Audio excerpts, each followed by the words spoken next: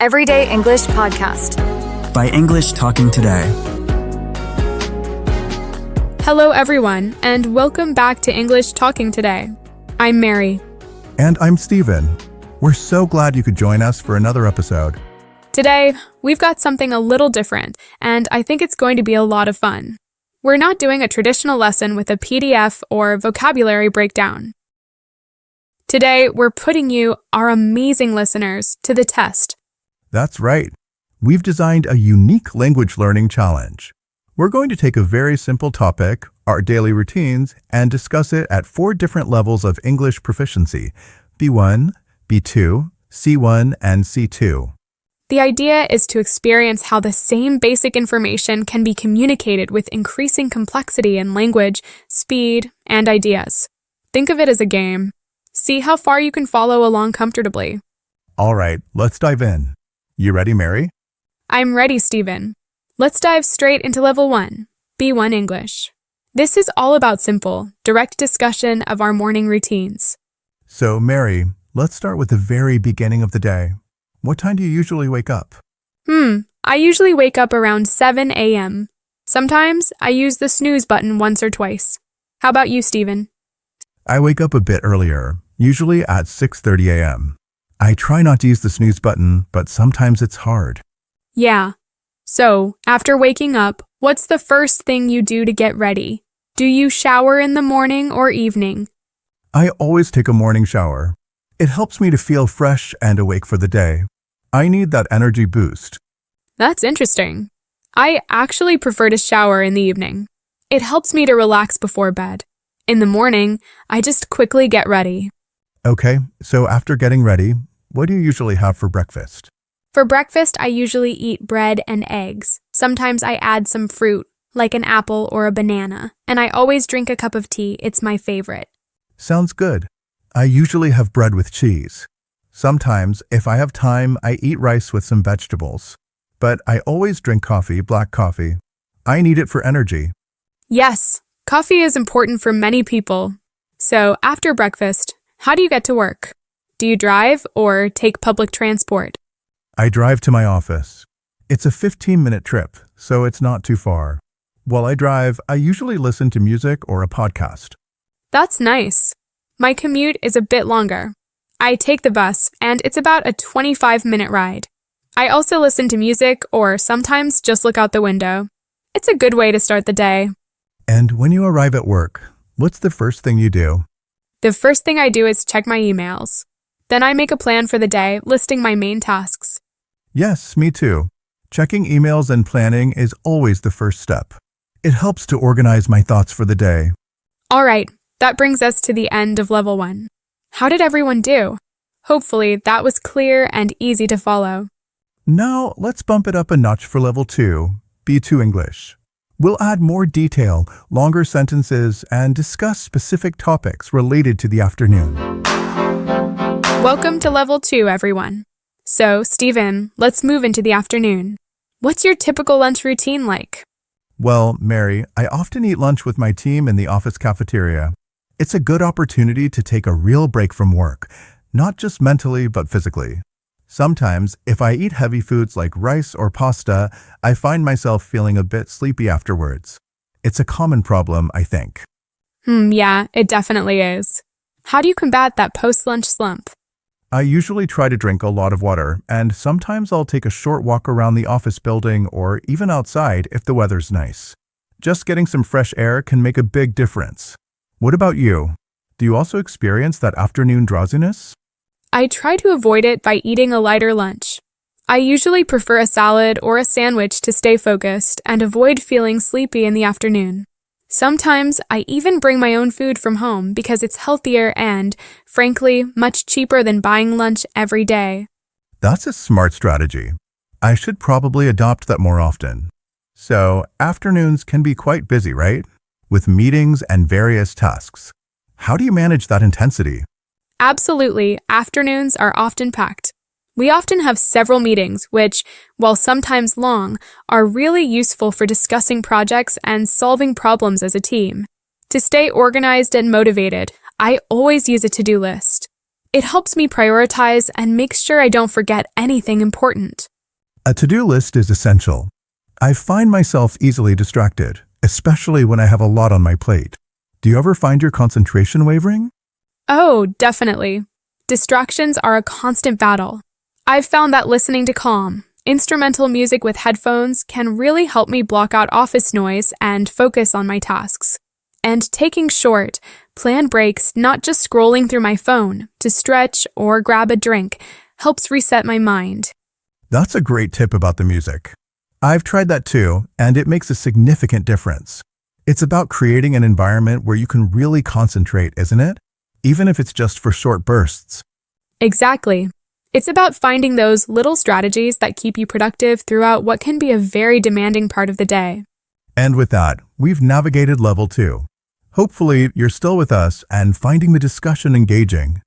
Now, prepare yourselves for level 3, C1 English. We're going to introduce more complex sentences, idioms, and deeper reflections on our evening routines. Welcome back, English language enthusiasts, to level 3. Stephen, let's shift our focus to the evening. After a full day of work, how do you typically feel, and what do you do to transition from work mode? After a long day at the office, I often feel mentally drained, Mary. My brain just feels a bit fried, to be honest. But I've made a conscious effort to incorporate exercise into my routine. Even if it's just a brisk walk or a quick gym session, it really helps me to recharge and shake off the day's stress. It's amazing how a physical activity can clear your head. I completely understand that feeling of being mentally drained. For me, when I finally get home and see my family, it's like all the day's stress just melts away. Having dinner together is a fantastic way to reconnect and unwind. It's a ritual I really cherish. That's wonderful, Mary. It sounds like a great way to recenter yourself. After dinner, what do you usually do to unwind and reflect? Well, I often find myself getting absorbed in a good book. I love to read fiction, and sometimes I get so completely engrossed in a story that time just flies by. Before I know it, an hour or two has passed. I also try to write in a journal a few times a week. It's a way for me to reflect on my day, process my thoughts, and stay on track with my goals. It's a habit I picked up recently, and it's been surprisingly beneficial. That's a fantastic habit, and I can definitely relate to getting absorbed in a story. It's a real escape. I have a similar habit of sorts. Before bed, I try to jot down 3 things I'm grateful for. It's a simple exercise, but it genuinely helps me shift my perspective from any lingering stress to one of appreciation for the good things in my life. It truly impacts my mood. That's a beautiful practice, Stephen. It really highlights how important it is to not just passively end the day, but to actively prepare for the next, both mentally and physically. We often talk about mornings and afternoons, but evenings are just as crucial, aren't they? Not just for rest, but also for preparation. Absolutely. We need to be mindful of not staying up too late, or, as the idiom goes, burning the candle at both ends. Doing that consistently can lead to feeling completely unproductive the next day, and it creates a vicious cycle. It's all about finding that delicate balance between relaxation, reflection, and setting ourselves up for success. Well said. The evening truly sets the tone for the next morning. And with that insightful discussion, we've completed level 3. How are you all doing out there? Are you keeping up with our increasingly complex conversation? Great job, everyone. And now, for the ultimate test, the pinnacle of our challenge, Level 4, C2 English. This is where we go beyond simple daily actions into a more philosophical discussion about identity, time, and purpose. Prepare for a thought-provoking exchange. Welcome, truly advanced English learners, to Level 4. Stephen, we've discussed our routines in granular detail, but let's take a step back. How do you believe our daily routines ultimately shape who we are becoming? That's a profound question, Mary. I often think of our daily routines as seeds planted in the soil of our lives. Each choice, each repeated action is a seed. If we consistently choose activities like reading, learning a new skill, or engaging in meaningful conversations, we're planting seeds of growth and intention. Conversely, if we find ourselves aimlessly scrolling on our phones for hours or procrastinating on important tasks, those are, in a sense, planting seeds of distraction and stagnation. Over time, these seeds grow and manifest into our character, our capabilities, and ultimately, our very identity. That's a beautiful metaphor, Stephen. It suggests that our lives aren't just happening to us. We are actively cultivating them through our daily habits. And speaking of time, it's a concept that often feels fluid. Do you ever feel like you're just managing a schedule rather than truly living a full life within that structure? Absolutely, that resonates deeply. There's a significant difference between being busy and truly living fully. We can fill our calendars to the brim with appointments and tasks, yet still feel a profound emptiness if those activities lack meaning or purpose. It's easy to get caught in the trap of merely managing a schedule, ticking off boxes without really being present or understanding why we're doing what we're doing. It leads to a sense of perpetual motion without actual progress. It's almost as if we confuse efficiency with fulfillment. So, how do we bridge that gap? How do we ensure our routines are more than just a sequence of obligations? I believe reflection is an absolute necessity for adding meaning to our lives, transforming what might otherwise be ordinary routines into deliberate rituals. When we pause to consider the impact of our actions, to question our motivations, and to assess whether our daily efforts align with our deeper values and aspirations, that's when the magic happens. It's in that space of contemplation that we can consciously choose to shape our character, to cultivate the person we aspire to be, rather than merely drifting through the days. It's about intentionality, isn't it? It truly is about intentionality. Moving from passive participation in our own lives to active creation. It transforms the mundane into the meaningful. And that, I think, is a powerful takeaway from looking at something as simple as a daily routine through these different lenses. And with that, we've reached the end of our English Proficiency Challenge. Wow, Mary, that was quite a journey from B1 to C2. It certainly was, Stephen. I hope all of our listeners out there enjoyed this unique approach to language learning. We'd love to hear how far you got.